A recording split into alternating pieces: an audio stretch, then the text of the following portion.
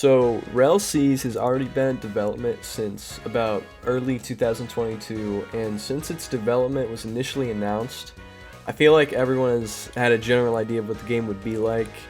That being that it would just be a high-scale version of what we've seen in all these other games, like, GPO, Blocks Fruits, whatever, right?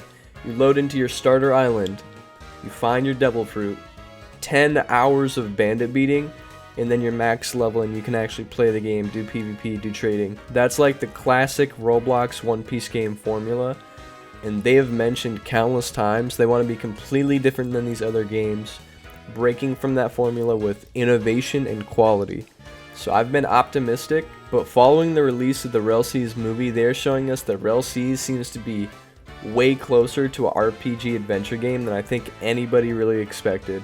I'd also like to say the game has such in-depth mechanics. They managed to make an hour-long video talking about all these things in game without ever explaining anything from the One Piece power system with like Devil Fruits or Hockey. They didn't even really go that in-depth on swords either. So the game is just that crazy complicated where the base mechanics are that fleshed out. Let me just get into the greater detail on what I mean by that. Now, from what I've seen in the development movie so far, is the elements they're taking from other games also seem to be at least a little bit inspired by some of Deep Woken's mechanics.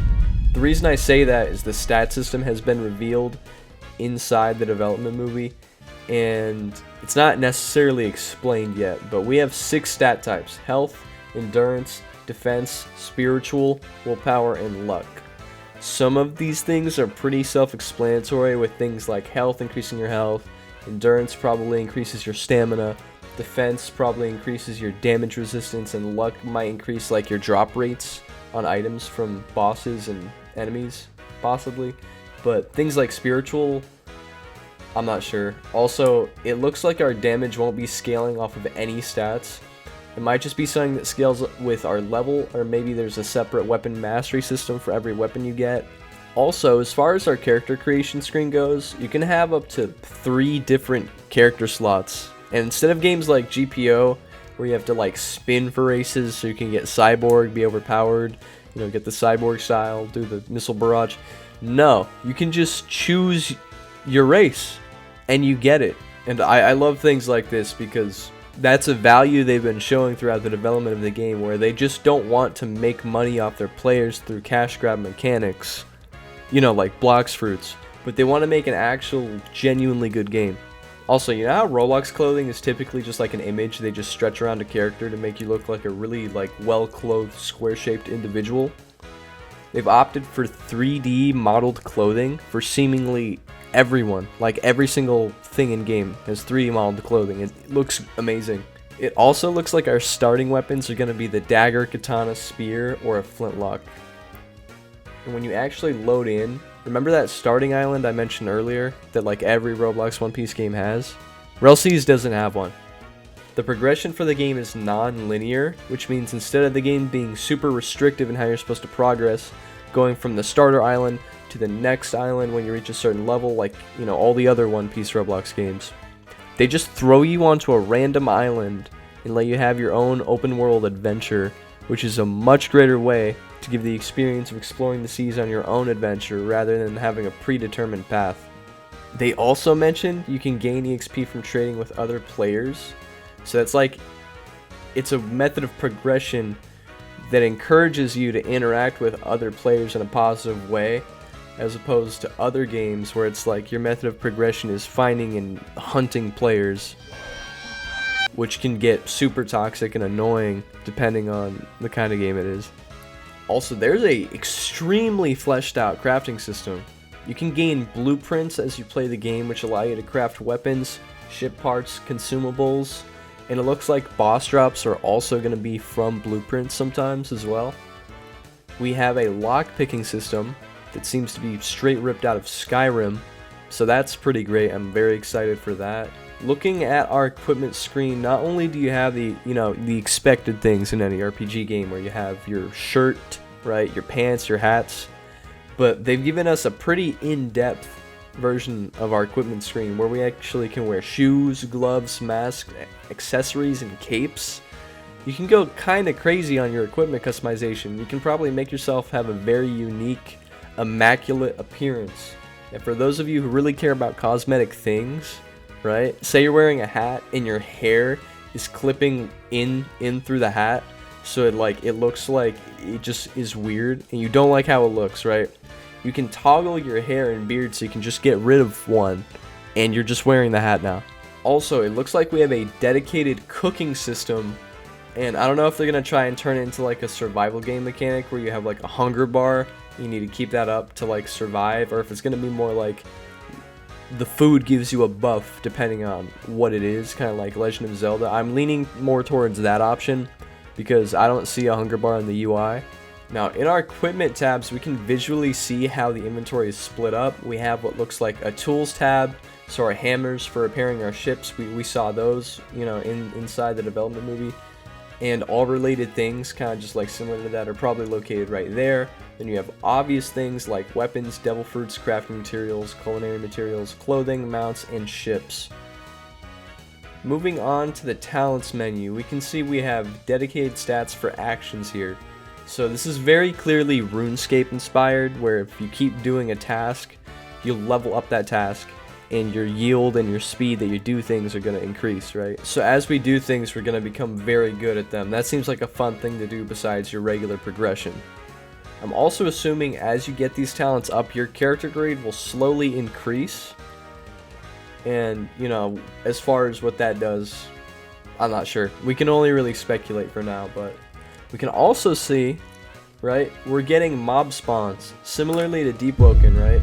Where they just have like a set of certain mobs that spawn on a certain island in certain areas, right? And you just have to be there at the right time and place to catch it, to see something spawn that you need to drop from, like this red dinosaur that just spawns in the middle of the movie completely randomly. They didn't do that on purpose. That was a randomly generated spawn. Taking a look at the super fleshed out ship customization, we have 20 customizable options with different models for every part of your ship, different flags and sails throughout your ship, colors for everything you want, as well as unique figureheads, cannons, crews, and like engines. I'm assuming that's what that means, is like the kind of engine you're using for your ship. So there are like a ton of customizable options here. So your ship can look completely different from, you know, an opponent player whipping around some wild looking boats that you've never seen before. Also, the way these ships operate are very inspired by both Sea of Thieves and also Assassin's Creed Black Flag, and you can actually see the mechanics borrowed from both of those games. When your sails are down, that ship will continue moving, so it functions like an actual ship, right? Your anchor should keep you in place, and as a captain, you can fire your cannons out in a barrage style, kind of like Black Flag, right? So their cannons are the same. And something crazy the devs mentioned about ship combat, and I don't know how to feel about this, right, is they don't want devil fruits to outscale cannons. Which means, like, if you get hit by a cannon, that should be stronger than getting hit by any devil fruit ability.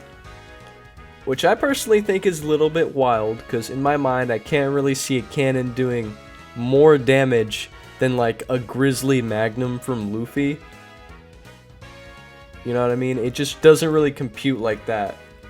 Something they also managed to do is they managed to make it, and this is really impressive, you can fight someone on a moving object like a ship in Roblox, and they made it like not super janky as shit like normal, which is normally completely impossible, right? Because that's just how the Roblox engine works. It has major issues where if you're working on a moving object trying to jump around and fight people, your character's gonna rubber band back and forth, your hitboxes aren't gonna be in the right place. It sucks, right?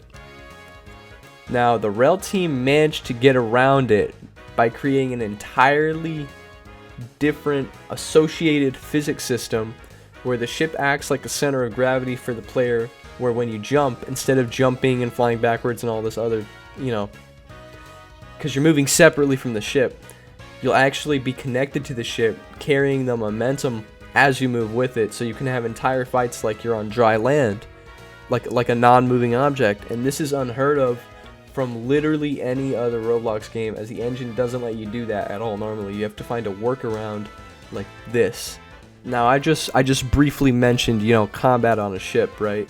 But let me get into like your actual combat system that they've also announced and gone through. So they use a very unique kind of combat that's pretty foreign to Roblox called ladder combat. Now, if you've ever played games like Devil May Cry, you know exactly what this is, right? Pretty much you have your up tilts that bring your opponent up into the air with you. You can dash up, keep comboing them, throw them down if you want, throw them straight forward, throw them back up. Do whatever you want. There's a lot of freedom throughout your combos. They also dropped one of the execution animations already as well, and it's looking pretty great.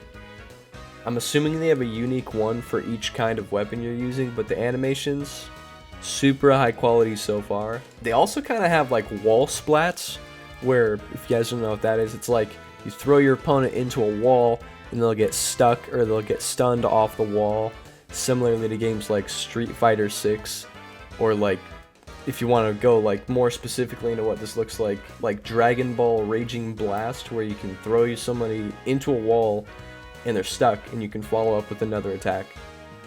Except Rell has it to where you can do a wall splat omnidirectionally, and this is pretty great, meaning you can throw someone straight up into the air and they'll get stuck in the ceiling.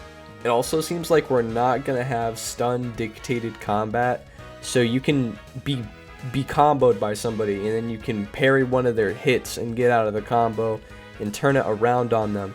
So that's fun as well, you know, that's like Deep Woken. It also looks like weapons are going to have something called specs, which would be like the equivalent of like a critical hit in other games. You know, like Deep Woken. Each weapon is probably going to have a unique spec that changes how the weapon is used in neutral or in combos, so it's going to get crazy with the combat. You're going to have a lot of unique play styles. Now that is the majority of what they discussed in the movie, kind of summarized by me, and they're saying that the next one is going to be talking about devil fruits and probably a lot of other related mechanics. It's probably going to be a lot of good stuff though. I'm really excited for it. And they've discussed testing is in the works. It's going to be coming in waves. Applications for subscribers in the Discord have already gone out as of the time of this video being uploaded. And the Rell team is sifting through those applications as we speak. So that first wave of testers are on their way to actually start playing the game. These are going to be the first non-Rell developer players, right? Joining in-game. It's a huge thing. That's coming soon. And yeah, that's all I've got for now. Have a good one.